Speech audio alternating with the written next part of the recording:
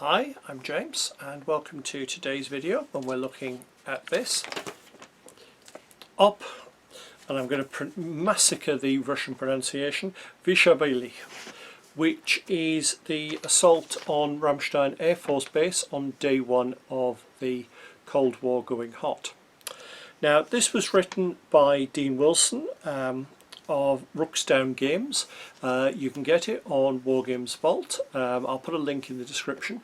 It's on offer at the time of creating the video at $2.23. Was it worth it? Let's have a look. Going inside, the first 2 pages are an actual set of orders for the proposed assault,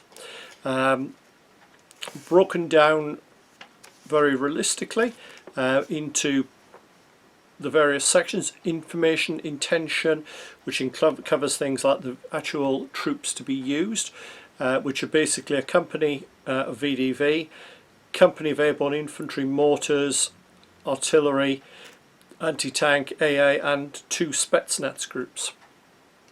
Now, not all of this is used in the game, and it breaks down what each of the units is going to do into the execution. Intelligence, giving briefing on the American troops, and a conclusion. You then have a page of what looks like Google Maps of the airfield, showing where everything is. There's a page of detail on the US 8th Infantry Division, looking at it at the different platoon levels as to how everything ties in. Now, there is a minor issue with this. It talks about reorganising your troops, putting the armour in with some of the mechanised. You can use the helicopter troops, which is fine, but then the scenarios don't seem to take account of that. The helicopters never appear in the game. It would be an interesting addition to it. You could actually do a US helicopter assault on the airfield. That would work quite well. And then you've got the scenarios. There's 4 scenarios. The first one is the terminal, which is a very Entebbe-like operation. You have Spetznaz team against US Air Force Police and some National Guard who were there at the time. It's not a big scenario. You're talking a section of National Guard, a jeep full of US Police, and then the Spetznaz team with what, 1, 2, 4, 5, 6, 7, 8 troops. So it's a small skirmish. You could easily scale it up. It would work quite nicely scaled up, I think, that one. It's fairly simple. The second one, Objective Fleurion, this is the attempt to destroy the hangars with the aircraft in. A little bit of a larger scenario. You've now got 3 BMDs with the troops, so 4 BMDs with the troops carried with them, up against a US Air Force Police team in a jeep, response team in a 4x4, and another police team in a jeep. So you're not talking vast numbers of figures. I did look at this and I did think it's possibly a little unbalanced. The Americans have got 1 M203 and the rest are all carrying small arms, and yet the Russians have got the 4 BMDs. So I'm not quite sure how that's going to play out.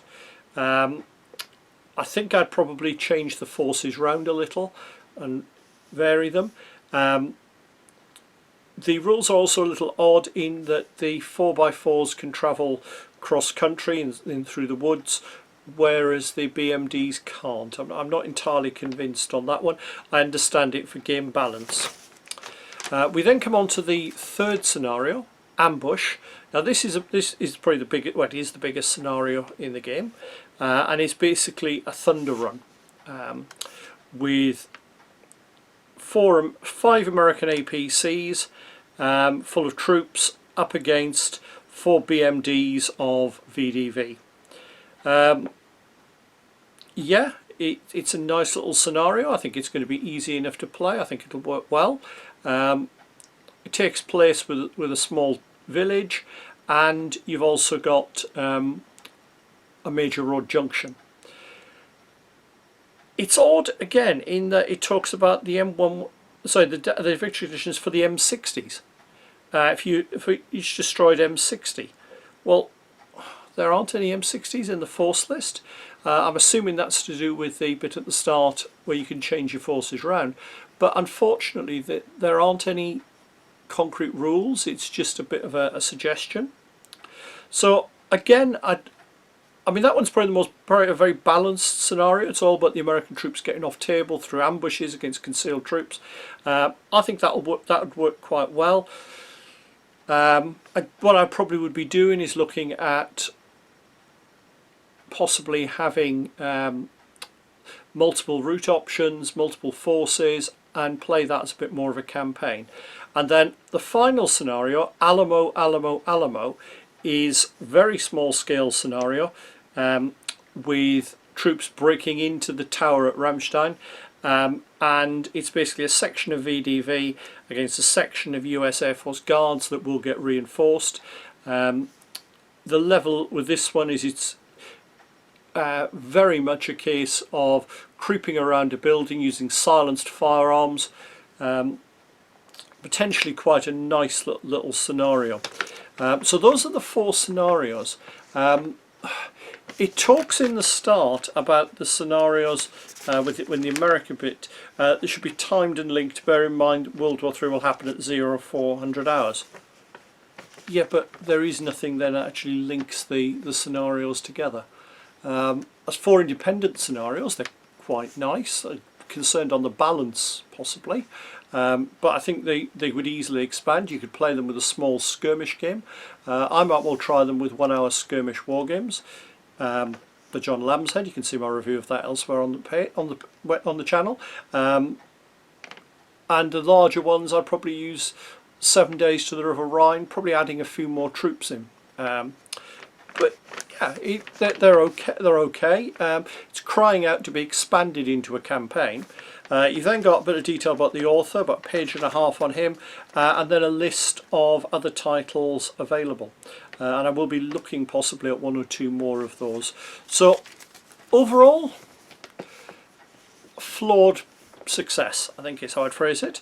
For the money, it's worth it because you get the operational orders, and it will be easy to expand it with more scenarios. And I may even try setting 1 or 2 of those up. Hopefully that's been useful, and I'll see you soon for another review.